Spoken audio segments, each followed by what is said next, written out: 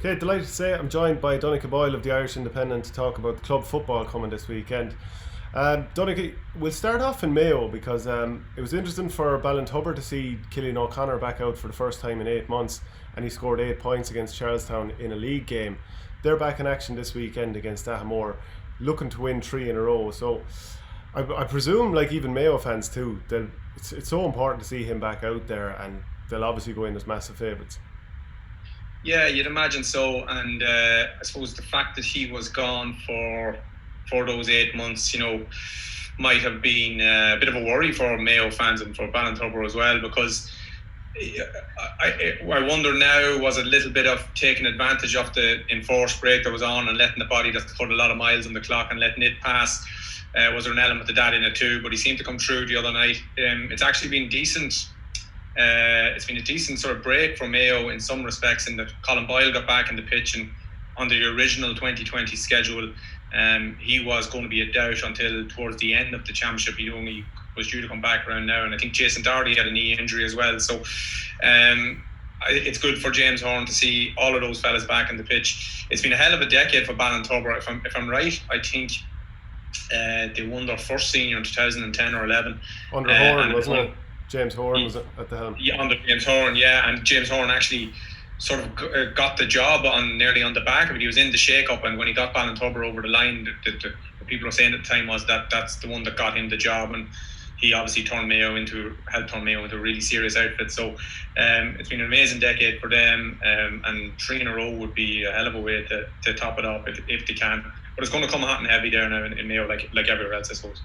There are loads of fixtures this weekend, and you'll get them all on OurGame.ie underneath this video. But just to jump onto another one of that's particularly noteworthy, Breaffy against Westport. So Lee Keegan has a fair few fires to put out there with the likes of, Matthew Rowan, the O'Shea brothers, this type of thing. But Kieran MacDonald has actually been in doing, I think, something like a half dozen training sessions I saw on the Mayo News with Breaffy. They're the perennial bridesmaids. Can they win their first county title is the question, I wonder. But we can draw a line through James Horan here as well, because before he went back to Mayo the second time, he was with Westport at the time, and the talk in the county was that they were doing very well at underage level and were kind of the common team. I was just looking at something before you came on the call. Like, obviously they won the intermediate championship, the All-Ireland in 2017. They lost to Breaffy by a point in the championship in 18, and last year actually found themselves in the relegation picture. So it's going to be interesting to see where they're at. It always strikes me that the Mayo Championship is pretty hot and heavy. Like, I've been over a couple of county finals. I've covered actually Breaffy and a few of them. I think they've been in 3 finals since 13. I've been at, I think, 2 of them down through the years. I remember one in particular that they lost to, I think, to Ballintubber actually. And so they obviously are very, very, very close. And I think you were saying before we jumped on the call was that Peter Ford is back again. Himself and Shane Conway. They're joint managers for the 5th successive seasons. Glutton for punishment. So clearly everyone involved in that, and obviously there's Aidan and Seamus O'Shea as well. Clearly everyone involved in that thinks they're not too far away, and you would get the impression it does seem to be quite compact, the Mayo Championship, a lot of the time. You do get the feeling that there's 4 or 5 teams. There's certain ones I've seen over the last few years that can all maybe take each other out on a given day. And this is a bit of a group of death too, so it's worth watching. Like 6 days after this, you're going to see Breaffy play against their near neighbours, Castlebar Mitchells, and Charlestown are in there as well.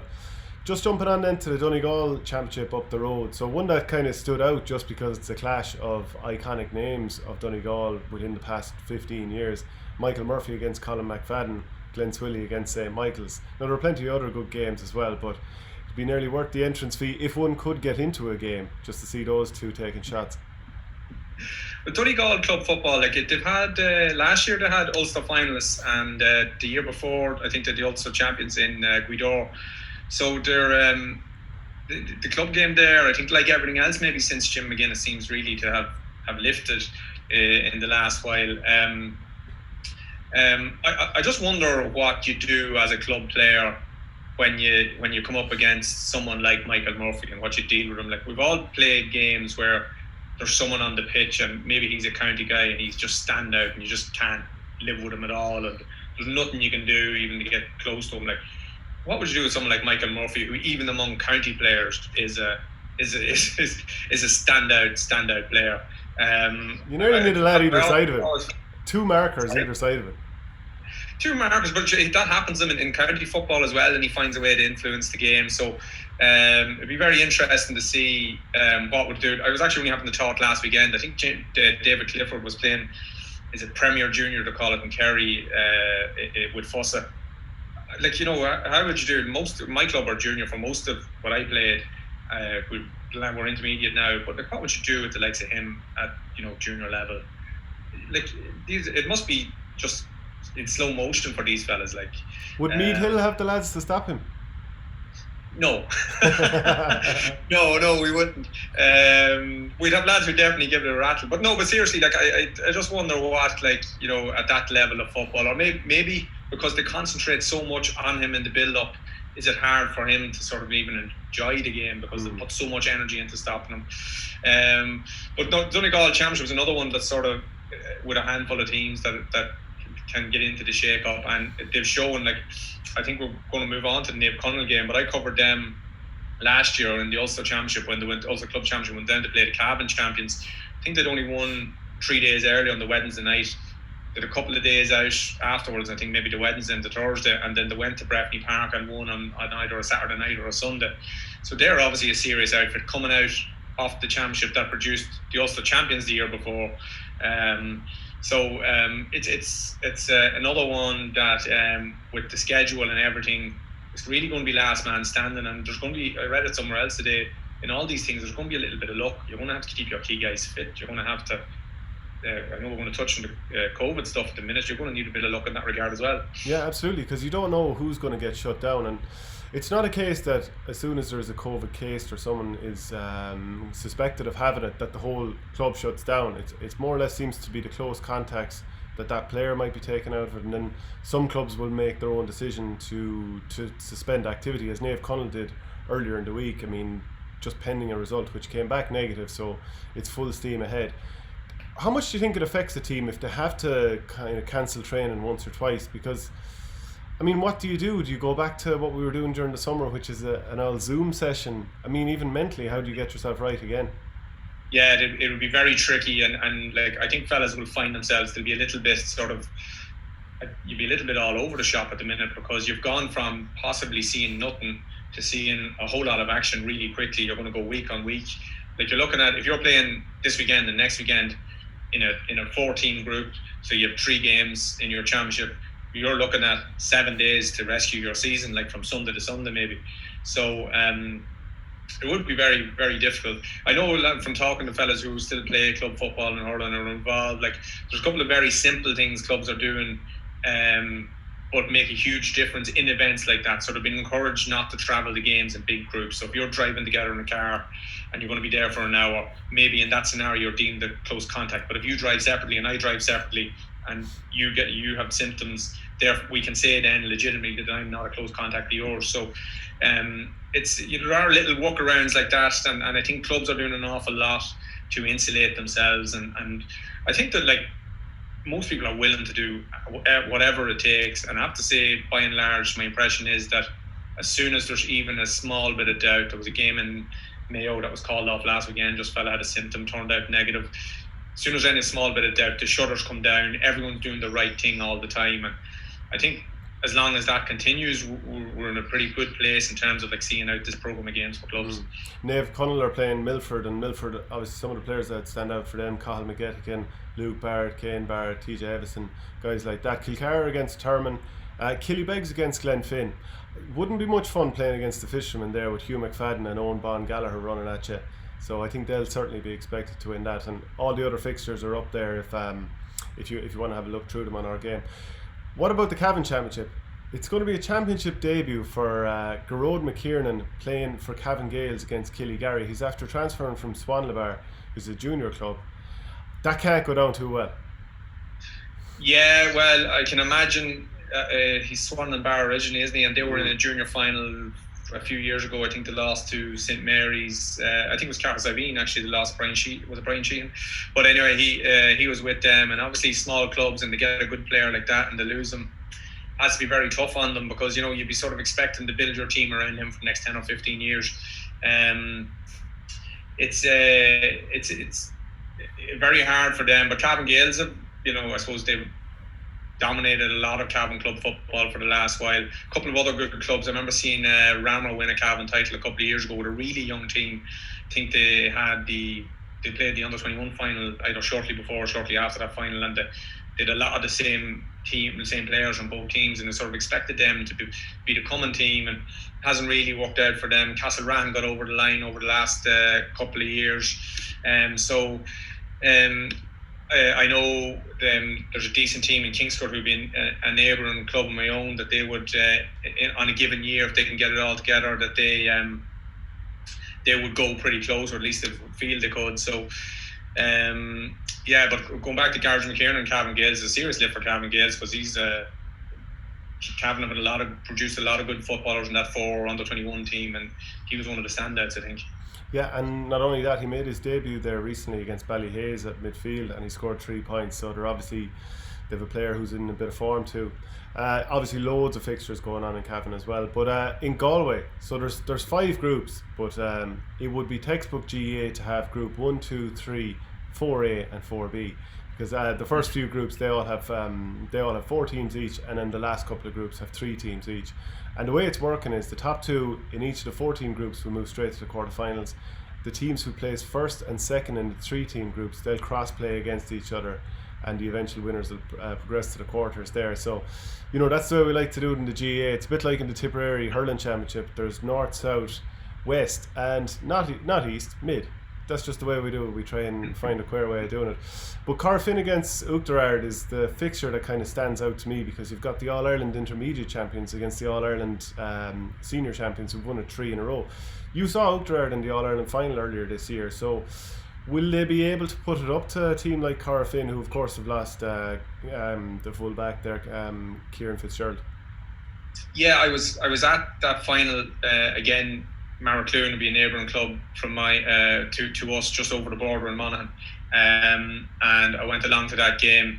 Now Maracloon went down intermediate because the league system in Monaghan is very unforgiving, and I think it was shortly after the star game rule that they brought in, where the games with county players worth extra points, so they went down. And I think Maracloon had been in a senior final in 17, so to find themselves in an intermediate grade a couple of years after that would have marked them out immediately as a pretty strong intermediate team. But at that game, Uachtarard were nothing went right for Maracloon, but Uachtarard were the better team. There's absolutely no complaints at the end of it. A couple of very big, strong runners down the middle. I know that I've seen that Matthew Tierney play underage football for Galway. He looks like a very stylish sort of player. And there's probably no better way to be going into senior football than winning the intermediate All-Ireland. But then there's probably no worse way than going to senior football than to be taking on Corofin, because they're just an extraordinary group. That senior final back in January, which was a Kildare, wasn't it? Yeah. It's just a brilliant game, and we said it about a bit like the Dublin footballers. They can do it every way. They can give it to you hot and heavy. They can play the most beautiful, expansive football you'll see. Kieran Fitzgerald, of course, is a loss, but a quick look at some of the players that's still there, and I just screen grabbed it earlier on from the Galway website, and still have Gary Syce, still have Michael Lundy, still have Ian Burke, Michael Farrell, Cathal Silk, Dahi Burke. There's just still loads and loads of quality there. So I suppose the disappointing thing from their point of view, and they'd never say to be looking that far, but obviously they don't get a chance to go out an All-Ireland title again this year. But you just have to imagine they're going to take a ferocious stop in Galway again. Absolutely. Now, they normally take a while to warm up, and it's only I found the last couple of years that's where they've nearly been caught drawing with the likes of Toon Stars and a Down, and then once they get out at Galway Championship, they start battering teams from there on in. But just on the Uachtarard side, I spoke with Eddie O'Sullivan of the club earlier in the year before they played that All-Ireland final, and I was asking him, was this your first time ever talking out at Croke Park? And he kind of I enjoyed his answer. He's like, yes, it'll be my first time ever talking out at Croke Park, and probably the only time. My old lad played in the minor All-Ireland in 1976. He scored 1-3 when they beat Cork. You wouldn't be let forget that in our house. It's very exciting to be heading there and good for people in the town. A dream come true. It's a cliche, but that's actually true. It's always a dream more than an aspiration, so it's great to be there. To win would be huge. As a town, we really suffered in the downturn and eventually bounced back, but I think this would create an extra feel-good factor. And they seemed like they were a team that very much took a long time to actually get to where they are at this point, so best of luck to them against Corofin all the same. You're actually going to a Kildare championship match this weekend. You're going to go to Sarsfields against Johnstown Bridge. Yeah, I'm going to go to I was down watching the people you left behind you, Shane, last weekend in Boris and Tumavara. This time I'm going to Johnstown Bridge and Sarsfields. I suppose Ben McCormack is back. He's a proper talent. Yeah. I've seen him play a couple of times for Kildare. Saw him play Meath and Navan one day, and he was given the Meath defence an awful time. And just after half time, I think he busted his finger or his thumb, or he picked up an injury. And he's been unlucky like that, with little bits of injuries here and there. But when he gets fit and all that, he's a serious talent. And if Jack O'Connor can get the best out of him, and if he can get an injury-free run, I think he's got real potential.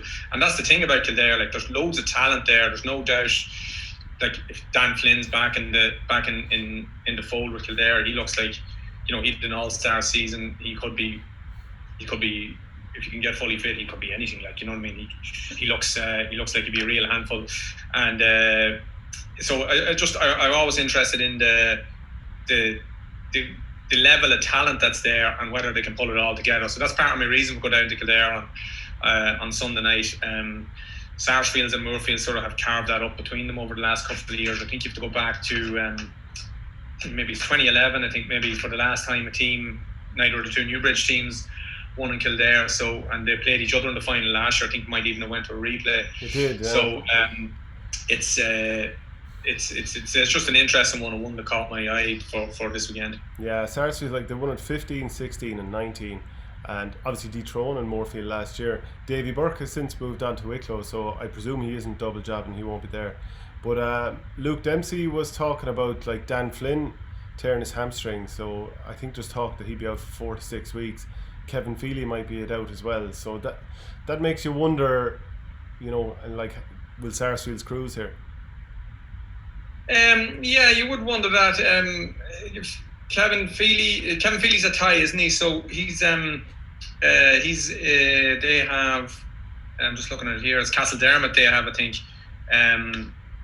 So yeah, but if you. Sorry. I think I was mixing them up there. I had my notes all jumbled up there. Yeah. Yeah, but he go back to the talent thing.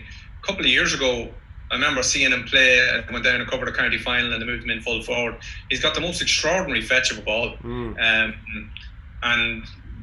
maybe not something to expect for a fellow who often played soccer at a very high level for a while. But he's got absolutely brilliant fielding ability and great to watch that skill that he has. So. I'm very interested to see what Jack O'Connor can do with that team, because they have a handful of fellas who were deemed good enough to try their arm at professional sport. They have some real talent, like Niall Kelly. I thought he was going to be a very good player, but we mentioned Ben McCormack, and there's loads of other fellas that have come through over the years in Kildare that maybe haven't turned into the player they could. I think even that they've spoken about that before. In the last while, that the transition from talented player with potential to established inter-county player, there's maybe a missing link in the chain there a little bit. So it'll be interesting to see what that can produce, and particularly what Jack O'Connor can do with them. Because if you got anything from Jack, you think he'd make them put a bit of steel into them and make them really tough and physical and hard to beat, along with the football, which his Kerry teams always had. So they are potentially a very exciting team. We'll come to Meath in a second, your own county, but just a quick word on the Leitrim Championship. There's a few games going on this week, including St Mary's, Kildare and Togher playing. So they're a Carrick and Shannon team. But apparently Dennis Connerson, who was the Longford manager up until recently, quit after the last match. Apparently not particularly impressed, but interested to see what happens there. Then to jump on to Meath, so there's a full round of games going on here. And again, you can go on the website if you want to see them all. But a couple that we might stop on. One is Simonstown against Screen, and then we'll come to Ratoath against Nobber. But Simonstown, do you think they You can want to Meath, Hill and Longwood in the intermediate championship as well? Mickey Burke against well, are you going to tug out? No, I'm not. It's all over. It's all over. I think there's more in you. Never has a club been so happy that it's all. There's a physio down an awful lot of money. What about Simonstown though? Can they get back on top? Simonstown had won those 2 titles. I think it was the 16 and 17. They won back to back, and that was their first title. And sort of a breakthrough. That did a couple of goes at it over the last few years. The major difference between that team and this team is that Conor Nash is not available at all. Nash is probably, I would say, the best talent Meath have produced in the last 10 years, and maybe more.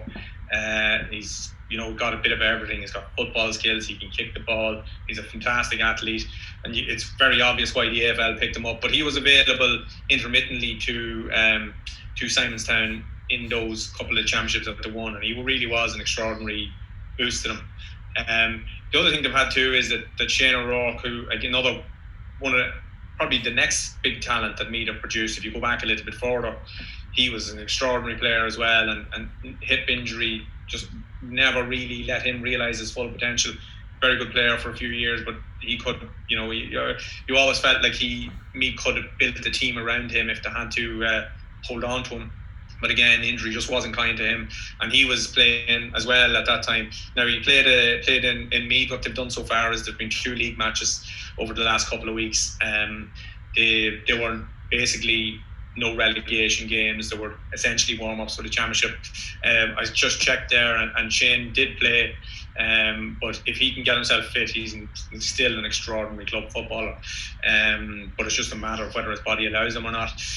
Screen are one of those teams that pick up. I suppose they're always sort of in the shake-up. Now they haven't won since 2010, but you'd always expect they just have a knack of just being there. So I wonder will they wonder what they can produce this time around. I think they got to the quarter-final last year and were well beaten by Ratoath.